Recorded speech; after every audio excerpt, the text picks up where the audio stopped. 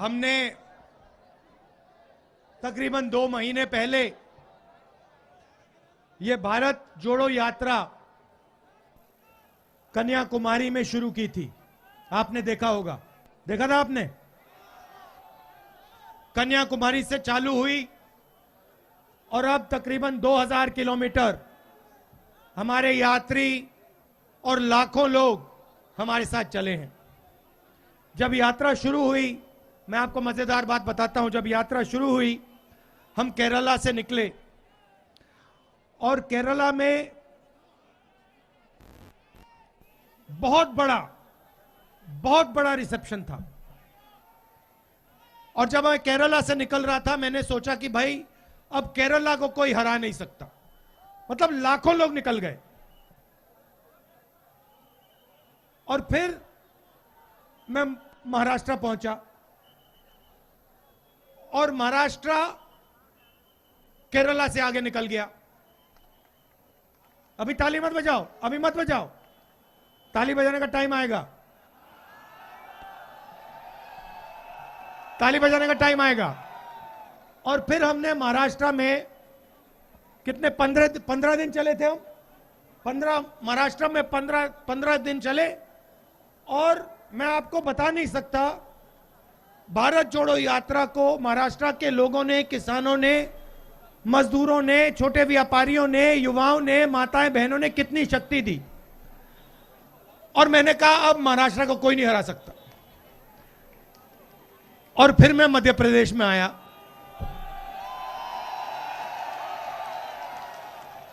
और पता लगा कि मध्य प्रदेश ने पहले दिन में महाराष्ट्र को हरा दिया। आप उनसे भी आगे निकल गए। तो जिन्होंने आज भारत जोड़ो यात्रा को अपनी शक्ति दी, अपना प्यार दिया, उनको मैं दिल से धन्यवाद करना चाहता हूं। और जिन्होंने आज इस यात्रा को ऑर्गेनाइज किया, उनका भी मैं दिल से धन्यवाद करना चाहता हूं। आपको ए ग्रेड में देना चाहता हूं। सारे कांग्रेस के कार्यकर्ताओं को, कांग्रेस के नेताओं को, और खास तौर से जो हमारी मध्य प्रदेश की जनता है, आपको मैं दिल से धन्यवाद करता हूं। अब भैया, अब ताली बजाने का टाइम है। देखिए,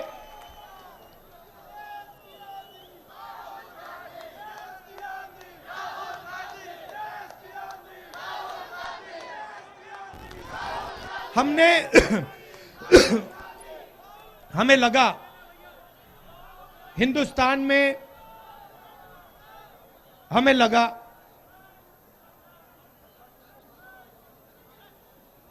कि नफरत, डर और हिंसा का माहौल बीजेपी के लोगों ने बना दिया है। और हमने बहुत कोशिश की, जो जनता की आवाज थी, चाहे वो किसानों की आवाज हो, मजदूरों की आवाज हो, छोटे व्यापारियों की आवाज हो, हमने पहले उसको लोकसभा में, राज्यसभा में उठाने की कोशिश की। किसानों के 3 काले कानून आए, उसके बारे में हमने बात करने की कोशिश की विधानसभा में, लोकसभा में। उससे पहले प्रधानमंत्री जी ने नोटबंदी लागू की थी, आपको याद होगा, सबको याद है। 500 रुपए, 1000 रुपए का नोट उन्होंने रद्द कर दिया। और आप किसी भी छोटे व्यापारी से पूछो, आज मैं उनके साथ चल रहा था, उनके सारे के सारे बिजनेस एक के बाद एक लाखों बिजनेस हिंदुस्तान में बंद हो गए। और जो बचे, गलत जीएसटी लागू करके, 5 अलग अलग जीएसटी, 28% तक टैक्स, लागू करके उन्होंने जो बच गए थे उनको भी उड़ा दिया। आज नहीं, देखिए, पार्लियामेंट में हमने बात उठाने की कोशिश की और जब भी हम पार्लियामेंट में बात उठाते थे, जैसे ही हमने बात उठाई, मैं आपको दिखाता हूं क्या होता था। ऐसे माइक ऑफ हो जाता था।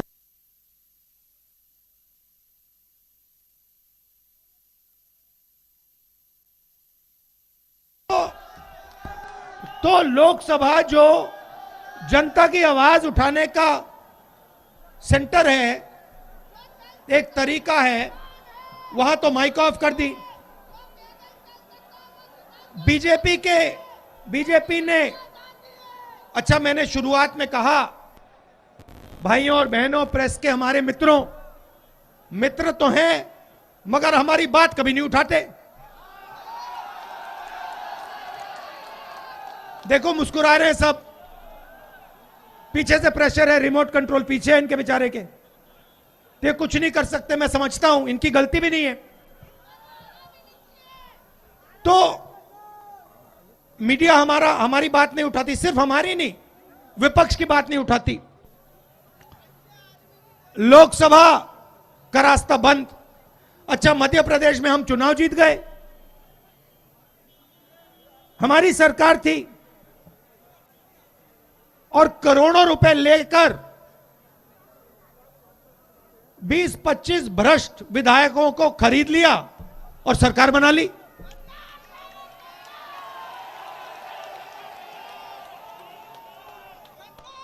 मेरा कहना है, हमने भारत जोड़ो यात्रा क्यों शुरू की? क्योंकि सब लोकतांत्रिक रास्ते बंद थे। लोकसभा बंद, चुनाव का रास्ता बंद। मध्य प्रदेश में हम चुनाव जीत के आए। प्रेस का रास्ता बंद।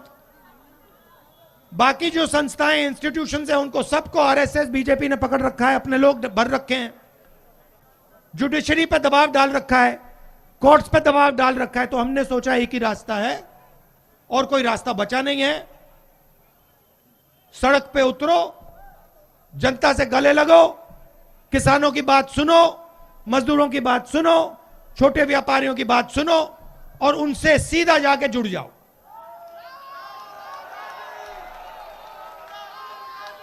हमने सोचा भी नहीं था, मैं आपको सच बता रहा हूं, हमने सोचा भी नहीं था कि इतनी शक्ति, इतना प्यार, इतना सपोर्ट हिंदुस्तान के लोग, मध्य प्रदेश, महाराष्ट्र, केरला, आंध्रा, तेलंगाना, तमिलनाडु के लोग इस यात्रा को देंगे। आप मेरा चेहरा देखो, देखो ये चेहरा देखो मेरा। ये आपको अभी कमलनाथ जी ने मुझसे पूछा, निकले मेरे साइड से, मुझसे पूछते हैं, राहुल तुम थके नहीं हो? भाइयों और बहनों, मेरा चेहरा थका हुआ दिख रहा है? मैं 2000 किलोमीटर चला हूं, 2000, कोई थकान नहीं, एक सेकंड की थकान नहीं। सुबह उठता हूं, मैं आपको बता रहा हूं, सुबह उठता हूं, चलना शुरू करता हूं और जितनी आसानी से मैं 6 बजे सुबह चलता हूं, उससे तेज मैं 8 बजे रात को चलता हूं। और ये क्यों हो रहा है? अजीब सी बात है। 2000 किलोमीटर चल गया हूं। भाइयों बहनों, मित्रों,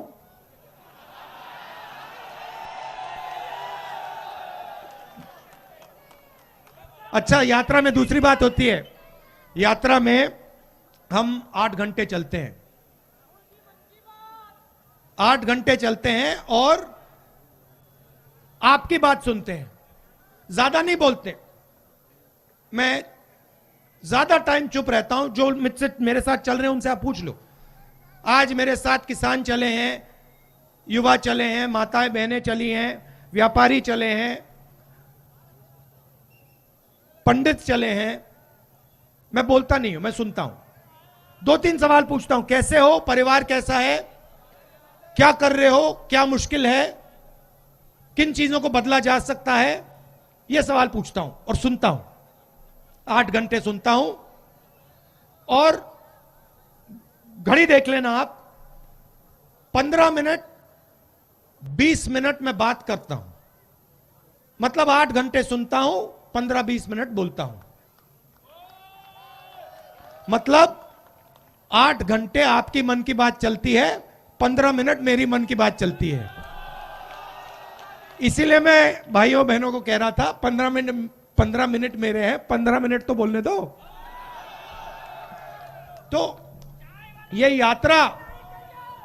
यात्रा हमने नफरत, हिंसा, डर के खिलाफ शुरू की। देखिए, हिंदुस्तान नफरत का देश नहीं है, हिंसा का देश नहीं है। सच बताऊं तो हिंसा और नफरत जैसी कोई चीज ही नहीं होती।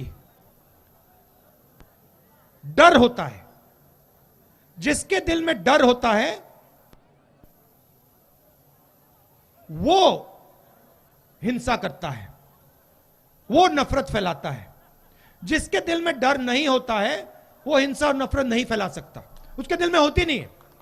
मेरा कहना है जो हिंसा होती है वो डर का एक रूप होता है, जो नफरत होती है वो डर का एक रूप होता है। और जो बीजेपी की सरकारें होती हैं वो जानबूझकर डर फैलाती हैं। आप पूछोगे किसके दिल में डर, मैं बताता हूं। आप किसी भी किसान से बात करो और उससे पूछो, भाई बताओ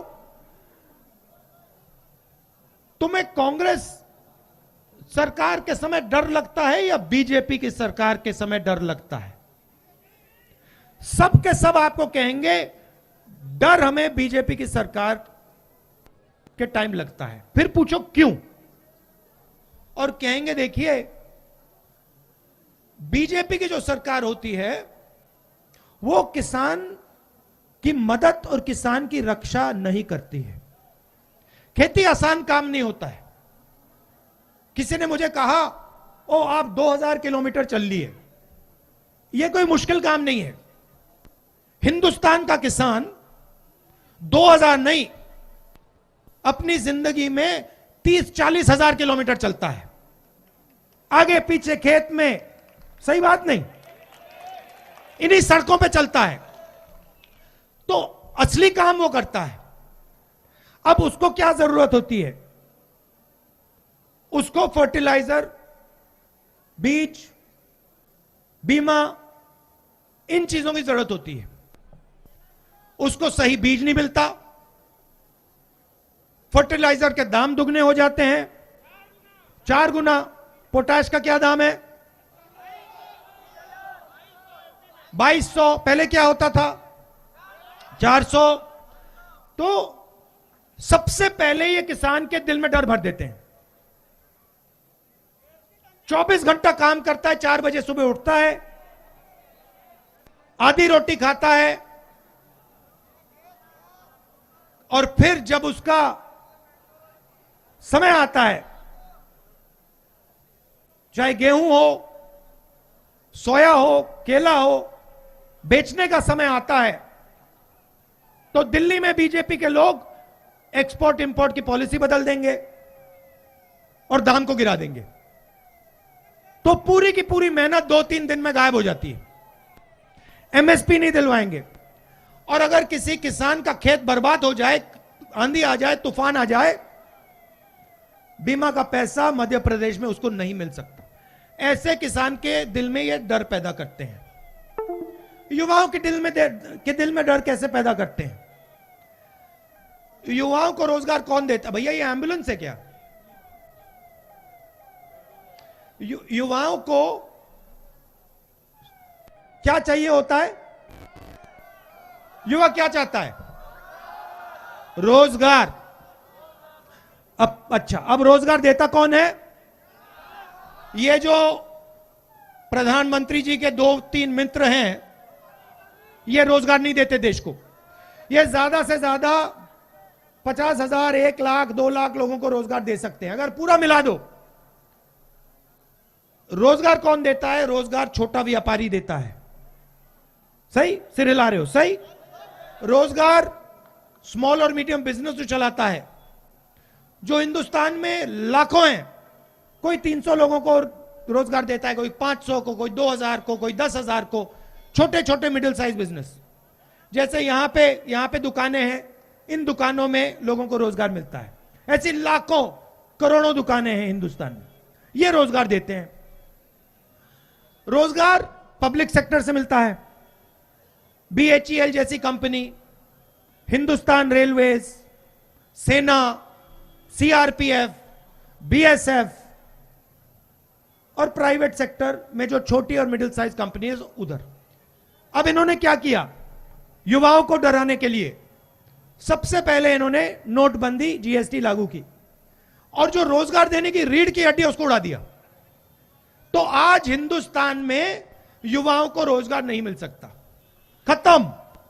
मध्य प्रदेश में आप कुछ भी कर लो, यहां पे युवाओं को रोजगार नहीं मिल सकता क्योंकि रीढ़ की हड्डी तोड़ दी। जैसे ये खड़े हैं, अगर हमने इनकी रीढ़ की हड्डी तोड़ दी, ये खड़े नहीं हो पाएंगे, खत्म कहानी। जो करना है कर लो। वो हिंदुस्तान का स्मॉल और मीडियम सेक्टर है, उसके साथ नरेंद्र मोदी जी ने वो किया है। ये पॉलिसियां नहीं थी भाइयों बहनों, ये हथियार है। नोटबंदी, GST पॉलिसी नहीं है, हथियार है। छोटे व्यापारियों को, किसानों को, मजदूरों को, स्मॉल और मीडियम बिजनेसेस को मारने के हथियार हैं और इन हथियारों को चला दिया और रीढ़ की हड्डी तोड़ दी। अब दूसरा रास्ता, public sector, railways, BHEL, army, ये दूसरा रास्ता है युवाओं के लिए, हैगा। प्राइवेट, पब्लिक सेक्टर को प्राइवेट कर दिया, रेलवेज को बेच रहे हैं, BHEL को बेचने की तैयारी हो रही है, पेट्रोल कंपनीज बेच रहे हैं। जो भी आपकी पूंजी थी,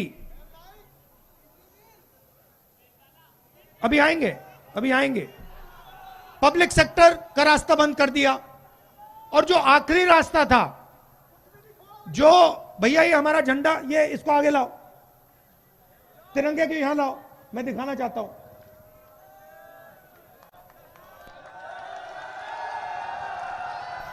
इसको हाँ ऐसे पकड़ो। अब देखो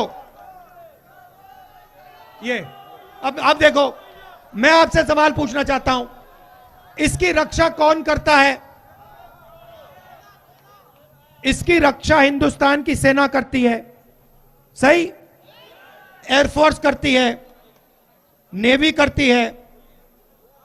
अब मुझे आप बताइए, इन सड़कों पे हजारों युवाओं ने मुझे कहा है कि हमने इस झंडे की रक्षा करने के लिए ट्रेनिंग की है। 4 बजे सुबह हम उठते हैं और दौड़ते हैं, वेट लिफ्टिंग करते हैं। पहले क्या होता था, जो इसकी रक्षा करता था उसे सेना कितने साल की नौकरी देती थी? जिंदगी भर। मतलब अगर इस झंडे की रक्षा आपने की तो हिंदुस्तान की सरकार जिंदगी भर आपकी रक्षा करेगी। ये पैक्ट था, ये रिश्ता था। रिश्ता क्या था?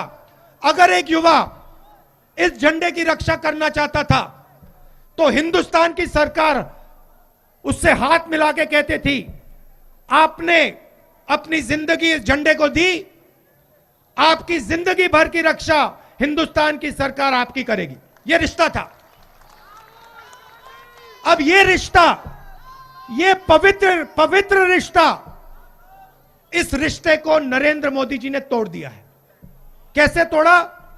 नरेंद्र मोदी जी कहते हैं कि जो भी युवा इस झंडे की रक्षा करना चाहता है उसे हम 6 महीने की ट्रेनिंग देंगे और 4 साल बाद उसे लात मार के भगा देंगे।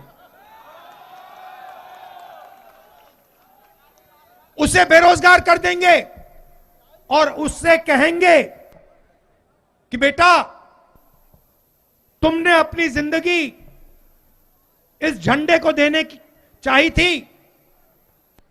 6 महीने की हम तुम्हें ट्रेनिंग देंगे, 4 साल तुमसे काम देंगे और फिर जिंदगी भर तुम्हें बेरोजगार बना देंगे। यह नया रिश्ता है भाइयों बहनों, मैं नहीं कह रहा हूं, गलतफहमी में मत रहो। कन्याकुमारी से मध्य प्रदेश तक हजारों युवाओं ने मुझे यह बात बोली है, एक ने नहीं, हजारों युवा ने मुझे कहा है कि हम सेना के लिए अपनी जान देने के लिए तैयार थे, हमसे यह रास्ता क्यों छीना गया है। बिल्कुल गलत काम है।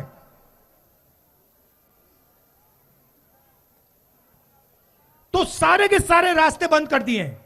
सेना का रास्ता बंद कर दिया, पब्लिक सेक्टर का रास्ता बंद कर दिया, सरकारी नौकरियां जो होती हैं उसका रास्ता बंद कर दिया। क्यों? डर पैदा करना चाहते हैं किसानों के दिल में, युवाओं के दिल में, मजदूरों के दिल में। क्यों? क्योंकि भाई और बहनों उस डर को वो नफरत में बदलना चाहते हैं, भाई को भाई से लड़ाना चाहते हैं। क्यों? क्योंकि हिंदुस्तान के 3-4 सबसे बड़े अरबपतियों को आपका पूरा का पूरा धन पकड़ाना चाहते हैं। यह सच्चाई है। तो भारत जोड़ो यात्रा का काम क्या है? जो भाई को भाई से लड़ाया जा रहा है, जो डर फैलाया जा रहा है, सबसे पहले उसके खिलाफ खड़ा होना। एक बात मुझे बताइए, बुरहानपुर जो है किस लिए जाना जाता है? बताइए। यह नफरत के लिए जाना जाता है क्या? क्या कहते हैं कि बुरहानपुर नफरत का सेंटर है? ना, कहते हैं बुरहानपुर मोहब्बत का सेंटर है।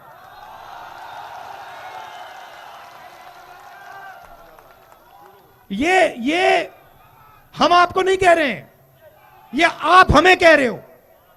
ये आपने हिंदुस्तान को सालों से कहा है, हजारों सालों से कहा है। आप इस बात को बहुत अच्छी तरह समझते हो, आपसे शायद बेहतर इस बात को कोई नहीं समझ सकता। और ये जो आपका मैसेज है, मोहब्बत का मैसेज, ये हम यहां इधर से श्रीनगर तक ले जाएंगे। तो यात्रा के दो और लक्ष्य। एक, जो देश में भयंकर बेरोजगारी है, जो पब्लिक सेक्टर को बेचा जा रहा है, प्राइवेटाइज किया जा रहा है, जो सरकारी जो पोजीशंस हैं जो फुल करी नहीं जाती, भरी नहीं जाती, तो बेरोजगारी के खिलाफ यह यात्रा चल रही है। और आखिरी बात, बहन आप एक बात मुझे बताइए, यूपीए के समय गैस सिलेंडर का दाम क्या होता था? ये देखो 400। अच्छा, अब मैंने एनडीए के बारे में पूछ लिया तो आप 2 हाथों से भी नहीं दिखा पाओगे। देखो एनडीए के, बीजेपी के समय सिलेंडर का दाम कितना है? ये देखो, यू करना, देखो यू करना पड़ेगा, ये और फिर ये, मतलब 3 बार। यूपीए का टाइम खट। और नरेंद्र मोदी जी आते थे, कहते थे 400 रुपए का गैस सिलेंडर हो गया है। आज नहीं कहते कि 1100 रुपए का हो गया। आपको दूसरा सवाल पूछना चाहिए, आपको, ठहर जाओ भैया, आपको यह पूछना चाहिए कि जो 400 रुपए और 1100 रुपए में फर्क है, ये आपकी जेब में से निकल रहा है, तो ये जा कहां रहा है? देखिए, पैसा गायब नहीं होता। ऐसे पैसा, आपने कभी पैसा को गायब होते हुए देखा है? कि आपने पैसे को यूं किया और गिराया, वो गायब हो गया? पैसा आपकी जेब में से निकल के कहीं ना कहीं तो जाता है ना। तो आपको यह सवाल पूछना चाहिए, ये गैस सिलेंडर का 400 रुपए 1100 रुपए के बीच में फर्क है, ये जा कहां रहा है? और दूसरा सबसे बड़ा सवाल, फिर से यूपीए के समय पेट्रोल का दाम क्या होता था? 60 रुपए। बीजेपी के समय 107 रुपए। ये जो है 60 रुपए और 107 रुपए के बीच में जो फर्क है, ये सवाल आप पूछो बीजेपी के लोगों से, ये किसकी जेब में जा रहा है? ये पैसा भाइयों और बहनों, आप जानते हो किधर जा रहा है, किस काम के लिए इसका प्रयोग किया जा रहा है, ये सब आप जानते हो। तो ये जो 3 मुद्दे हैं, इसके लिए हमने भारत जोड़ो यात्रा शुरू की।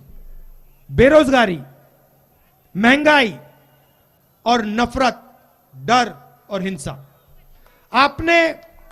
आपने आज मध्य प्रदेश के पहले दिन आपने इतना प्यार दिया, इस यात्रा की इतनी मदद की और इतने लोग चले, मैं आपको स्टेज से पूरा धन्यवाद ही नहीं कर सकता। तो मैं दिल से आपको कहना चाहता हूं, बहुत बहुत धन्यवाद, बहुत बहुत धन्यवाद। और आपने जो मोहब्बत दी मुझे, जो प्यार दिया, जो इज्जत दी, इसको मैं जिंदगी भर नहीं भूलूंगा। नमस्कार, जय हिंद।